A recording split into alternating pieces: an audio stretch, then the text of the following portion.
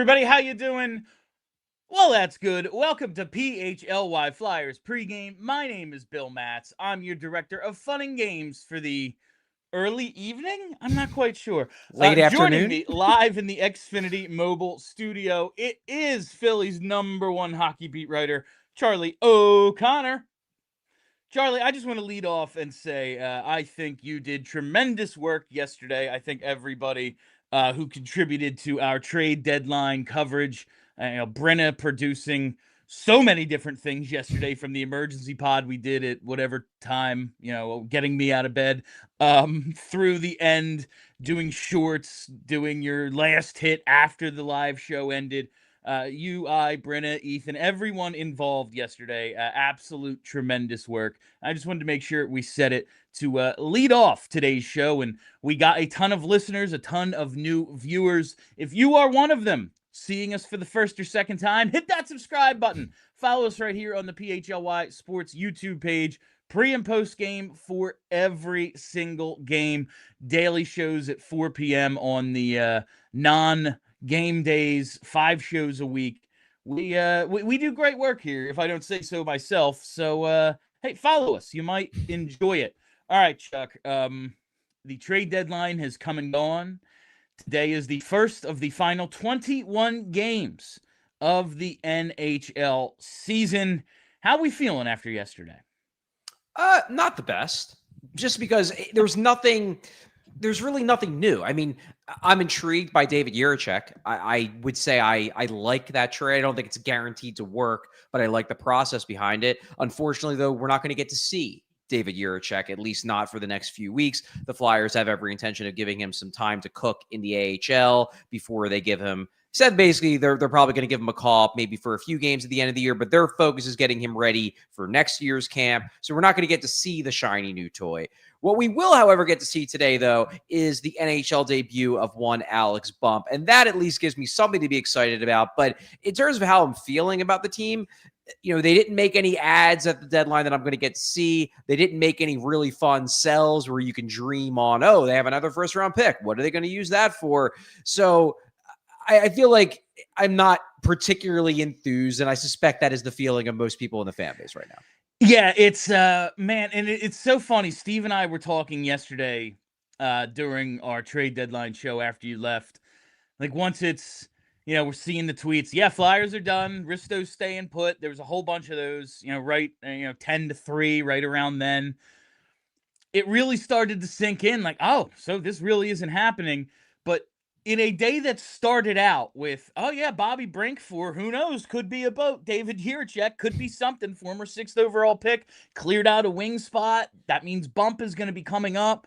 Matvey's going over to the right wing. We're going to talk about all that in a minute. Like, if that is then followed with not even, okay, Delorier, cool, he's not here. Open up a 4th line spot, whatever. Get him to a playoff team, cool. Like, if that's followed with the Risto trade, it is a rousing success of a trade deadline. And instead, it just leaves you going, all right, I guess we got to wait to see if they can move him at the draft, move him at some other point in the summer. We'll wait and find out. But for that day, it was just kind of, all right, this is disappointing. But we do have some new fun stuff. Getting to today's lineup. First and foremost, this is a regular thing, but Dan Vladar starts for the Philadelphia Flyers today. He is 19-10-6 with a sub 240 goals against and a save percentage. Starting to tick back closer to 910. He has been very good lately. Not much left to say about Dan Vladar at this point in the season, but we do have a couple of additions, Charlie, to talk about, the most exciting of which, 22-year-old left winger Alex Bump making his NHL debut.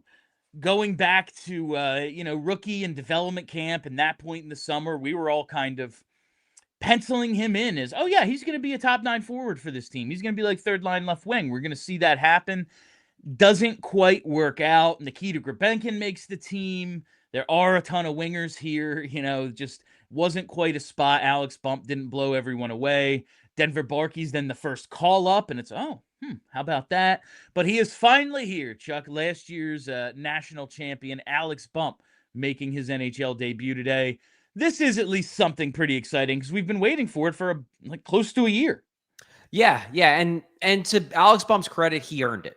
This isn't the fan base is like outside our offices with pitchforks and torches, so we need to give them something. Alex Bump has 4 goals and 6 points in his last 6 games, basically since coming back from that injury where he was out for nearly 2 months straight. It was pretty long recovery.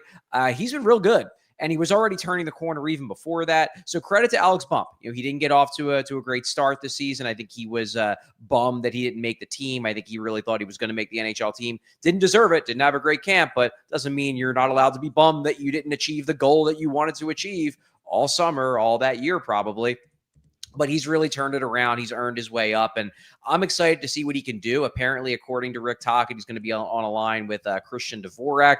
Unclear yet whether Travis Konechny's back. Interesting. But it looks like he's going to be aligned with Dvorak, and apparently Trevor Zegras, according to Tocchet, is going to be back at center. So this is really the, let's give fans what they want game. It sounds like Zegras is going to be at center, Mishkov is going to be at right wing, and Alex Bump, one of the young and interesting prospects who people haven't decided they hate yet, is getting to make his NHL debut.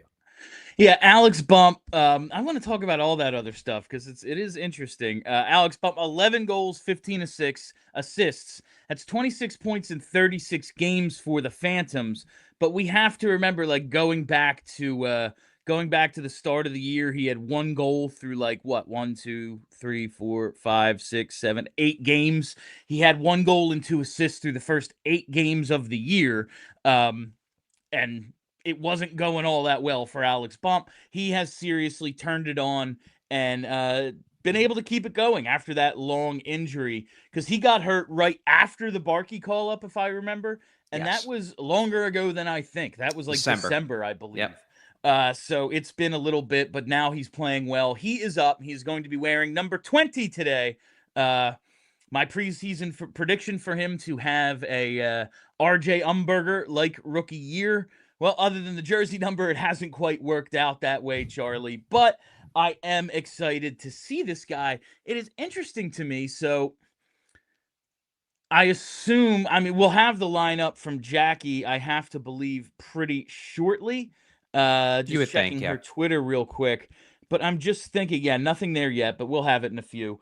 If Zegras is playing center, and Luke Glendening is supposed to be playing today as well, he might not be. Weird. Maybe he's not. I mean, his jersey was up in the in the locker room. Yeah. So you would think he's going to play, but I'm intrigued to see what these lines look like because I did a double take because I was watching the video that they post on Twitter with Rick Tocchet's pregame availability, and he mentions that Zegras is going to play center. Now, I guess we'll see how the lines turn out. Maybe he's not. Maybe it's going to be, we'll get him minutes at center rather than he's going to actually start at center.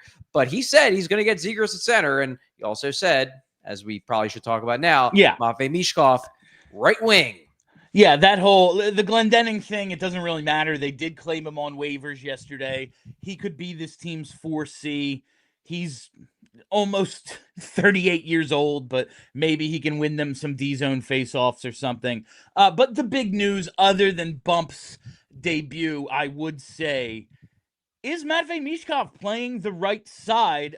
We assume he is going to be with Cates and Barkey. We will wait to see what the lines are, if that all shakes out, Charlie. But man, that's it's not a big deal, but it's also all right. We as fans have made this a big deal. Matvei Mishkov has said, I'd prefer to play that. If it was my choice, I would play the right way. I got to figure it out either way, but if I had my choice, I'd do it. We've made it a big deal. This is an opportunity for him to be part of this production isn't just because I'm Fatvey. It's I'm not comfortable in the position I've been playing.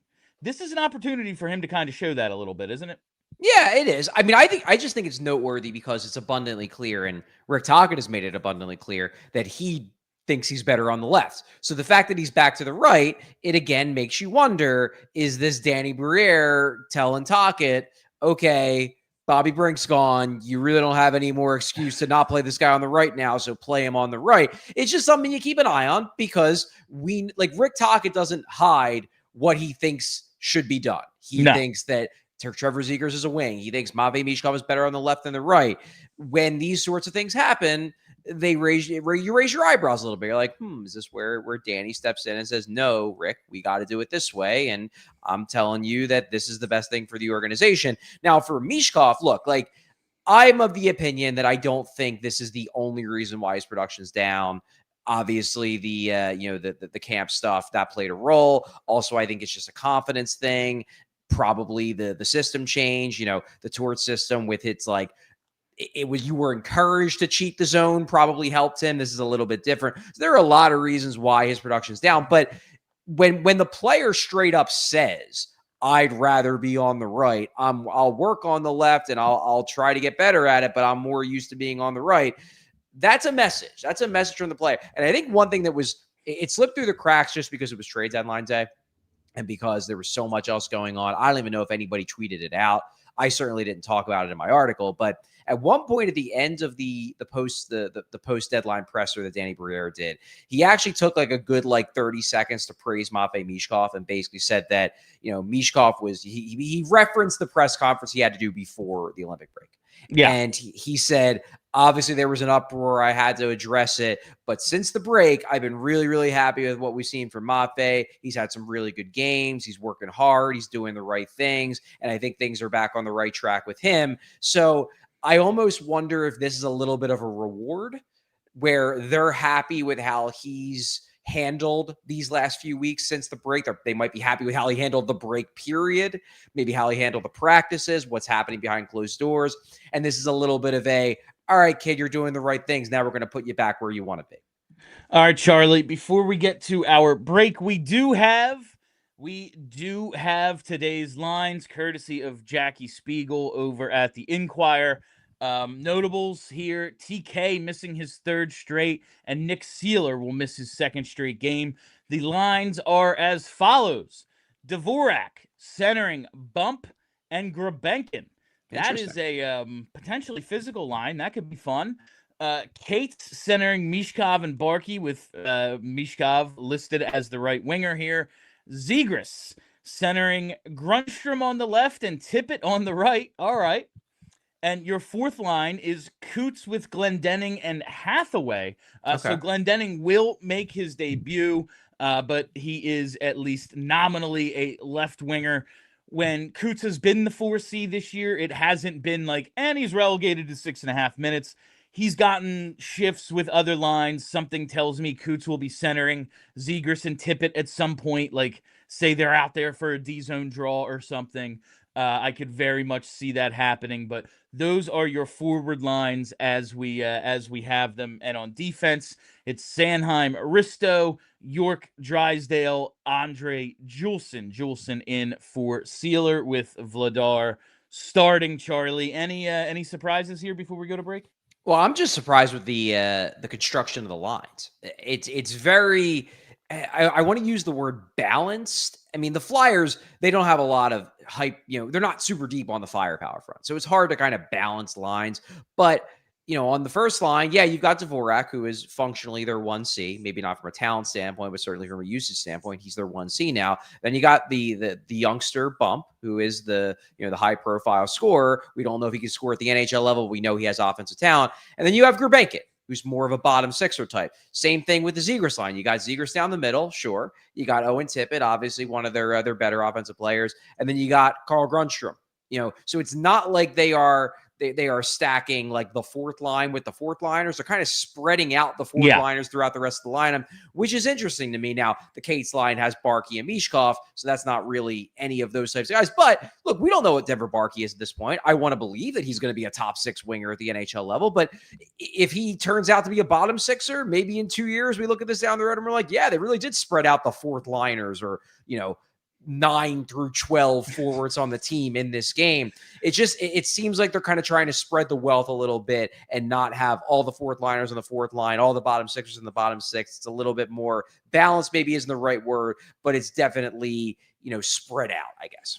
Something tells me we're going to see lines in a blender today, Charlie. This is what they are to begin, but we will get back into this. We will talk some trade deadline fallout. We're going to talk the Penguins today and share our pregame picks, all coming up on the other side. But we got to take our break. What if you could have reliable and intelligent Wi-Fi? And what if you could keep your Wi-Fi at the same price for 5 years? Well, that's the Xfinity 5-year price guarantee. Imagine Wi-Fi that makes everything in your home work together. Wi-Fi that finds and fixes problems before you even notice them, like super intelligent Wi-Fi with a sixth sense. And Wi-Fi that lets you stream the game even when the whole family's already online. All your devices working in perfect harmony for 5 whole years. And the best part, there's no annual contracts, no hidden fees, and Xfinity's best equipment is, of course, included. Take it from me, a lot can change in 5 years. Championships are won, records are broken, dreams grow bigger, but your Wi-Fi, it should stay reliable, and the price should stay put. Lock your price in and unlock the possibilities with Xfinity. Learn more at Xfinity.com. Xfinity, imagine that. Select plans only, restrictions apply, and as always, let's go Flyers. Have you ever had one of those days where you're moving nonstop and suddenly you realize you forgot to eat? Believe it or not, it's happened to me, and that's why I've been loving what Wawa is doing right now. Wawa now has $5 deals all day, and honestly, it just makes life that much easier. If you're starting early, you can grab the $5 big breakfast meal deal. We're talking a sizzly, we're talking a hash brown, and any size hot or iced coffee. That's a full morning win for $5, available from 5 to 11 a.m.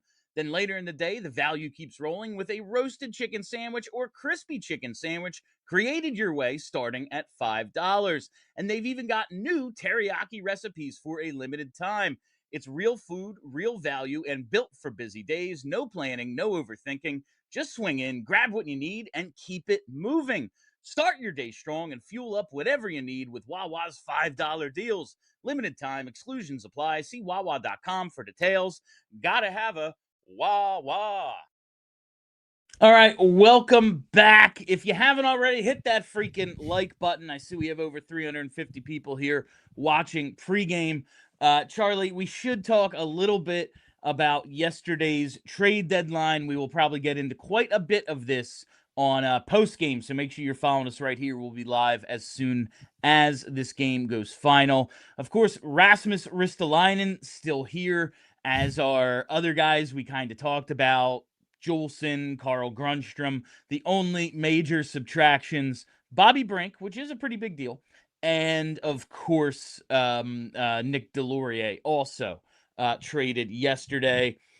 Other than, I guess, Bobby Brink no longer here, what's your biggest surprise from yesterday? My biggest surprise? I don't know. I'm surprised the Rasmus Ristolainen is still here. I expected him to be moved. Like, I'm a little surprised they didn't make more. Maybe Briere's just trying to work the phones, trying to move Risto, although in the article you wrote that we will talk about during postgame, kind of breaking down everything Briere said yesterday and the timeline as you see it, it felt like Briere's trying to sell the point that there wasn't urgency for me to move Rasmus Ristolainen. Like, yeah, if somebody met my price, sure. But, maybe that's just him saving face. Maybe that's him maybe not wanting to give away all the details. It feels like if they weren't going to do that, they could have maybe made a little bit more room on the NHL roster with guys like Carl Grundstrom or Noah Juleson getting moved out. Maybe, you can keep Adam Yinning around or something. Wait for Hunter McDonald to be available. I don't know, to be called up. It just kind of feels like there was room to do more on the margins if you weren't going to do the big move. Yeah, I think this is where I'll disagree just from a logistical standpoint. Like, guys like Ristolainen, guys like Scott Lawton, guys like Sean Walker, you can do what you can as a general manager to make a market for those guys. You can leak things because the insiders want to talk about them. And then, there's interest, there's teams interested. So it's about trying to maximize how much you're going to get, things like that. When you're talking about guys like Noah Juleson, Carl Grundstrom, Garnet Hathaway, if he was made available, with them, it's basically as simple as you send it out to the group chat that, hey, if anybody wants these guys, make me an offer. And if anybody makes them an offer, they'd probably have accepted it. If nobody offers anything, like, you can't put a gun to another GM's head and be like, take Noah Juleson. Now, they were available. I'm certain they were available. But if nobody calls up and says, I want Noah Jules for a 7th round pick, like, you can't manufacture that in the way that you maybe can with a Ristolainen, where, like, if they really wanted to move Ristolainen, they could have. Noah Juleson, Carl Grunstrom, it was really just going to depend on if anybody was interested, and seemingly nobody offered. Are we sure that you can't hold a gun to another GM's head? Maybe Danny should try threatening other GMs to get his price for Rasmus Ristolainen. Just a thought, Charlie. Anything else? Just the reaction to not moving Risto. And again, we'll get into all this in post game, but has it been as ridiculous as you expected? I'll be totally honest with you, Bill. I haven't noticed. And, like, sometimes people kind of scoff when I say that, but, like, I was working basically nonstop all day yesterday. Like, I got done work at 2 a.m. So I was not really on social media beyond, like, tweeting out what I needed to tweet out. Also, I suspect that a lot of the people who were the most angry are already muted or blocked in my feed. So I wasn't seeing them either. That's fair. So yeah, I mean, I'm operating under the assumption that people were very mad, and I understand it. Like, I get why people would be mad. This, in my mind, was the time to trade Rasmus Ristolainen. I am skeptical that the offers are ever going to be this good again. That said, like, there is a world where Danny Briere is proven right. If he gets a 1st-round pick this summer for Rasmus Ristolainen, a 1st-round pick that, we'll talk about this later, that per my reporting was never really on the table from anybody. There was maybe one team who could have maybe went up to a 1st if the talks would have continued. They didn't. We'll talk about that later on tonight. But, like, Detroit was down, and Elliot Friedman reported this. It makes sense with everything I've heard. Detroit was basically down to Justin Falk and Rasmus Ristolainen as options. Both guys, there were similar prices that those teams were asking for, and Steve Yzerman ultimately was like, I'd rather pay that for Falk than for Ristolainen. So it's not like he went to the Flyers and was like, I'll give you this Ristolainen, and Danny was like, no, I want more. It was, there were two right-handed defensemen with the same price, and he chose the guy who wasn't a Flyer. And, like, that stinks. I also think he was wrong. I think Ristolainen is a better defenseman than Justin Falk, but it's not like this was a situation where Danny Briere was like, nope, give me 2 first-round picks. And then Yzerman was like, nah, sorry, I'll take what's behind door number 2. So were people angry? Sure, and I get it. Like, I would have traded Ristolainen for a 2nd-round pick. A package headlined by a 2nd-round pick, I guess is the better way to put it. Briere is holding firm to this. I'm only going to trade him if I'm getting back a package that's headlined by a 1st. His view is that I can get the package headlined by a 2nd this summer or at next year's deadline, so why race to do it? My view is that you might not be able to even get that back for him because he might not be healthy in a week. But Briere clearly doesn't share those same concerns, or at least isn't as concerned about it as I am. And, you know, that's his position. He's sticking to it. You and I have both said, like, if not now, when? But perhaps he gets through these final 21 games healthy, and he flips him at the draft, and we're all rejoicing that he did it. He got his 1st. Cool. Here we go. All right. Let's talk about the Pittsburgh Penguins very quickly here, Charlie.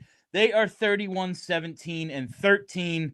They have 75 points in 61 games. They are currently holding the 2 seed and holding on to it for dear life in the Metro Division because they are without their 2 long-tenured stars. Evgeny Malkin, after his swing the other day, is suspended. Not the first time he's done something like that. No, it's actually shocking that he's done this. Like, I've seen him do it before and not get a penalty. Like, he's just I will say, like, you can't do that. But also, he's nuts, and I feel like the Flyers could use, like, a good player who's also insane. Like, if Owen Tippett had a screw loose, we'd be way better off. That's all I'm saying. Okay. Not like, oh, well, if Owen Tippett baseball swung at somebody, we'd be Stanley Cup contenders, but I think you need a couple of crazy people in your locker room to just kind of get everyone going in games like the other night where it's just like, yeah, we're going to coast for 60 minutes. Anyway, Malkin and Crosby both out of the lineup. Crosby got hurt at the Olympics. Malkin suspended. Charlie, Malkin's rookie year was 2006-07. That is the beginning of the Crosby and Malkin era, the second year after the lockout. Tonight will be the 6th time in 20 years that both are out of the lineup against the Philadelphia Flyers. The Flyers are 3-0-2 against the Penguins in these games. This is only the 3rd time in the last 10 years that we will see the Penguins without both Crosby and Malkin. This is insane, quite honestly, that they've had this level of not just success and not just the staying power, but just to stay healthy for 20 years like this is kind of wild. Yeah. No, it's infuriating as someone who, when they started their careers was very much still on the fan side. Of course, yeah. The fact that, like, I've literally, in the time that they've been Pittsburgh Penguins, I've graduated college, created an entire career, and become like a prominent Philadelphia sports media person is wild. And they're still here, and they're still torturing Flyers fans. Like, I have to expect somehow Sidney Crosby to find a way to score a goal in this game. I don't know how. I don't know how, but somehow he's going to end up on the score sheet because it's against the Philadelphia Flyers in Pittsburgh. Having to do pregame picks against the Penguins and not having obviously we're taking every Crosby bet we can get, made it a little bit complicated, Charlie. Yeah, I'm just thinking, like, okay, so 06-07, that's my senior year of high school. I turned 38 in September. I have graduated high school, college, run a business into the ground, started a podcast, sold it, became a professional, got married, bought a house, and these two are still around, but they are not in the lineup tonight for the Keystone State Rivalry for only the 6th time in 20 years, Charlie. It's absolutely nuts. All right, let's get to those pregame picks. It is time for tonight's bets, Charlie, and I got a couple for you. I am going to start it off with Denver Barkey, an anytime goal at plus 450. He is playing with Matvei Mishkov tonight. They have combined on, I believe, two Mishkov goals and one Barkey goal. Those two have teamed up on, and I think a couple other where they both got assists. They've had decent chemistry in the limited amount of time they've had together. Yeah. I mean, they had that really. I was actually against Pittsburgh. They had a really nice goal at the end of a otherwise awful game where the Flyers got wrecked. But Barkey and Mishkov were like the only two players in the team that actually had a decent game, and they were rewarded with a really nice goal at the end of the game. I do think there's chemistry there. Their numbers together have been fantastic in a small sample size. They seem like they genuinely like each other. Like the Flyers put out some videos during the Olympic break of them playing some games, and it just seems like they legitimately enjoy each other's company. I would love it if these two guys can build something for the long term. Because look, I mean, Barkey isn't as high skill as Mishkov, but he's certainly a high IQ guy. He sees the game well. He does the little things right. And maybe they could form a partnership long term where, Barkey does the little things to let Mishkov do the big things. That would be cool. Thinking of, like, Crosby out of the lineup tonight, and listen, there's like no chance Mishkov is as good as Crosby because there's no chance almost anybody we will ever see again is. Like, the list of dudes who are going to be as good as him, real short for the rest of our lives. But just thinking, like, it hasn't always been, oh yeah, you know what, he needs a superstar sniper next to him, Sidney Crosby. It's been, let's get the smart guy who just kind of knows what to do, and he'll do the rest of the work to turn him into a real good player. I think it's smart of Barkey to maybe attach himself. Not like this is a conniving thing. Just like, you could do a lot worse than be the guy that Mishkov wants to hang out with. You could do a lot worse than that. Maybe it helps your career a little bit, playing a little bit with him. The other bet tonight's going to be Dan Vladar over 23.5 saves at minus 120. He has had at least 25 saves in 5 of his last 6 games. The Flyers do a decent job of shot suppression, but they still usually give up 25, 26. So I think 23.5 is a safe number to bet over. And that is all the time we have for you on PHLY Flyers pregame. Thank you all for listening. Thanks for hanging out. If you haven't already, you got to hit that subscribe button. Follow us right here. We'll be back live with post-game as soon as this goes final. Follow us on Twitter at PHLY_Flyers. It's where I do all my in-game tweeting. And follow the podcast wherever you get those. I am Bill Matz. That's Charlie O'Connor. Thank you to Lindsay. Let's go Flyers. We all silly like the mayor.